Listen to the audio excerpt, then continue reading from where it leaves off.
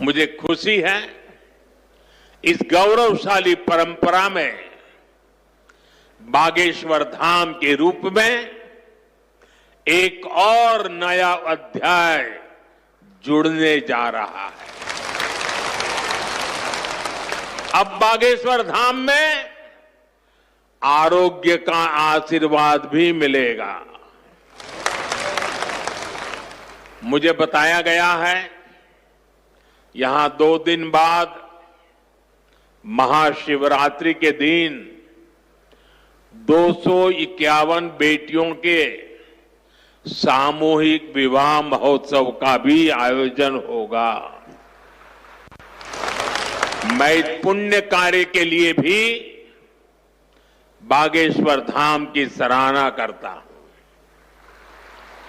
मैं सभी नवविवाहिता दंपतियों को, मेरी बेटियों को सुंदर और सुखी जीवन के लिए अग्रिम बधाई देता हूं, हृदय से आशीर्वाद देता हूं।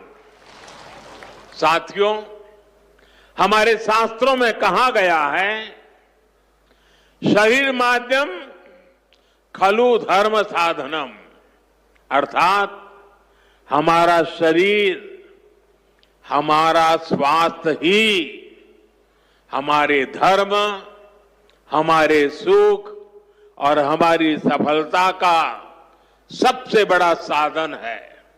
इसलिए जब देश ने मुझे सेवा का अवसर दिया तो मैंने सबका साथ सबका विकास के मंत्र को सरकार का संकल्प बनाया और सबका साथ सबका विकास के इस संकल्प का भी एक बड़ा आधार है सबका इलाज, सबको आरोग्य। इस विजन को पूरा करने के लिए हम अलग अलग स्तर पर फोकस कर रहे हैं। हमारा फोकस है बीमारी से बचाव पर। आप मुझे बताइए, यहां स्वच्छ भारत अभियान के तहत टॉयलेट, शौचालय हर गांव में बने हैं कि नहीं बने हैं? इससे आपकी मदद हुई कि नहीं हुई? आपको पता है, शौचालय बनने से एक और फायदा हुआ है। शौचालय बने हैं तो गंदगी से होने वाली बीमारियां भी कम हुई है। एक स्टडी कहती है, जिन घरों में शौचालय बने हैं वहां हजारों रुपये बीमारी पर खर्च होने से बचे हैं। साथियों, 2014 में हमारी सरकार आने से पहले हालात ये थी कि देश में गरीब जितना बीमारी से नहीं डरता था, उससे ज्यादा डर उसे इलाज के खर्च से लगता था। अगर परिवार में कोई एक व्यक्ति भी गंभीर बीमारी का शिकार हो जाए तो पूरा परिवार संकट में आ जाता था। मैं भी आप सबकी तरह गरीब परिवार से निकला हूं। मैंने भी इन तकलीफों को देखा है और इसलिए मैंने संकल्प किया है, मैं इलाज का खर्च कम करूंगा और आपकी जेब में ज्यादा से ज्यादा पैसे बचाऊंगा।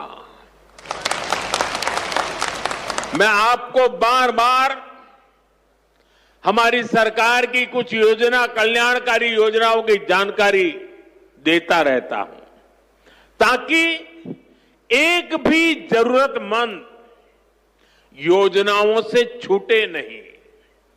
इसलिए मैं कई जरूरी बातें आज फिर यहां दोहरा रहा हूं और मैं आशा करता हूं आप इसे याद भी रखेंगे और अपने परिचितों को जरा बताएंगे भी। बताएंगे ना? पक्का बताएंगे? ये भी सेवा का ही काम है। इलाज के खर्च का बोझ कम होना चाहिए कि नहीं होना चाहिए? इसलिए मैंने हर गरीब के मुफ्त इलाज की व्यवस्था कर दी है। 5 लाख तक का इलाज बिना किसी खर्च के। किसी बेटे को अपने मां बाप के इलाज के लिए 5 लाख रुपए तक खर्च नहीं करना पड़ेगा। ये दिल्ली में आपका जो बेटा बैठा है ना, वो काम वो करेगा। लेकिन इसके लिए आपको आयुष्मान कार्ड बनवाना है। मुझे आशा है कि यहां बहुत सारे लोग होंगे जिनका आयुष्मान कार्ड जरूर बना होगा। जिनका नहीं बना है वो भी जल्दी से बनवा ले। और मैं मुख्यमंत्री जी को भी कहूंगा कि इस काम को, इस क्षेत्र में अगर कोई छूट गए हो तो तेजी से इसको आगे बढ़ाया जाए। साथियों, एक और बात आज आपको याद रखनी है। अब गरीब, अमीर, मध्यम वर्ग, कोई भी परिवार हो, परिवार में 70 साल से अधिक उम्र के सभी बुजुर्गों के लिए भी मुफ्त इलाज के लिए आयुष्मान कार्ड बन रहे हैं। ये कार्ड भी ऑनलाइन ही बन जाएंगे। इसके लिए कहीं किसी को कोई पैसा देना नहीं है। और अगर कोई पैसे मांगता है तो सीधे मुझे चिट्ठी लिखना, बाकी काम मैं कर लूंगा।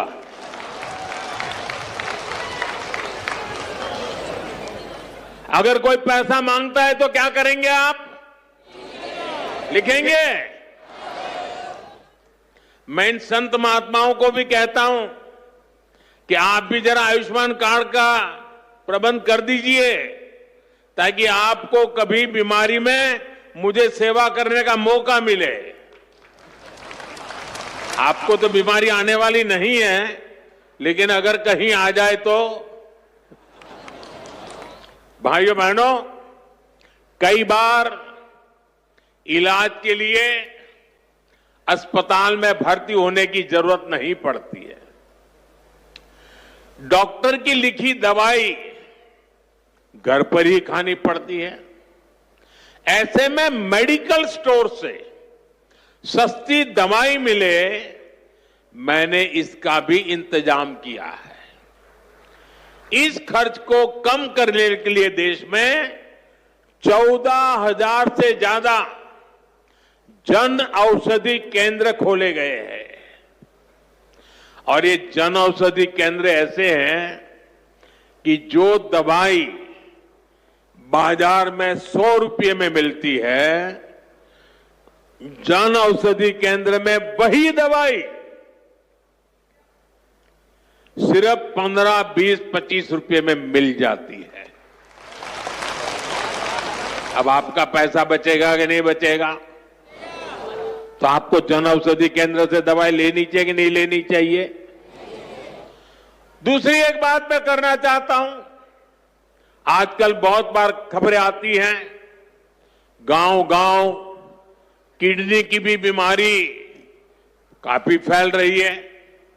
अब किडनी की बीमारी जब बढ़ जाती है तो लगातार डायलिसिस करानी पड़ती है, नियमित रूप से करानी पड़ती है, दूर दूर जाना पड़ता है, खर्चा बहुत लगता है। आपकी ये मुसीबत कम हो, इसलिए हमने देश के 700 से ज्यादा जिलों में 1,500 से ज्यादा डायलिसिस सेंटर खोले हैं। यहां मुफ्त डायलिसिस की सुविधा भी उपलब्ध है। सरकार की इन सब योजनाओं की जानकारी आपको भी होनी चाहिए और आपको अपने परिचितों में भी सबको बताना चाहिए। तो मेरा इतना काम करोगे? जरा सब हाथ ऊपर करके बताइए, करोगे? आपको पुण्य मिलेगा। ये सेवा का काम है। साथियों, बागेश्वर धाम में कैंसर मरीजों के लिए इतना बड़ा अस्पताल खुलने जा रहा है क्योंकि कैंसर अब हर जगह बड़ी परेशानी बन रहा है। इसलिए आज सरकार, समाज, संत सब कैंसर के खिलाफ लड़ाई में मिलकर प्रयास कर रहे हैं। भाइयों बहनों, मुझे पता है गांव में अगर किसी को कैंसर हो जाए तो उससे लड़ना कितना मुश्किल होता है। पहले तो बहुत दिनों तक पता ही नहीं चलता कि कैंसर हुआ है। बुखार और दर्द की घरेलू दवाएं ही आमतौर पर लोग लेते रहते हैं और कुछ लोग तो पूजा जाप में चले जाते हैं कि जी तांत्रिकों के हाथ में फंस जाते हैं। जब तकलीफ बहुत बढ़ जाती है या गांठ दिखने लगती है तब जाकर बाहर दिखाते हैं, तब पता चलता है कि कैंसर हुआ है। और कैंसर का नाम सुनते ही पूरे घर में मातम छा जाता है, सब कोई घबरा जाता है, सारे सपने चूर चूर हो जाते हैं और ये भी समझ नहीं आता कि कहां जाना है, कहां इलाज कराना है। ज्यादातर लोगों को दिल्ली मुंबई का ही पता होता है। इसलिए हमारी सरकार इन सब तकलीफों के समाधान में लगी है। इस साल जो बजट आया है उसमें भी कैंसर से लड़ने के लिए कई सारी घोषणाएं की गई है और मोदी ने तय किया है कि कैंसर की दवाओं को और सस्ता किया जाएगा। अगले 3 साल में देश के हर जिले में कैंसर डे केयर सेंटर खोले जाएंगे। डे केयर सेंटर में जांच भी होगी और आराम करने की सुविधा भी होगी।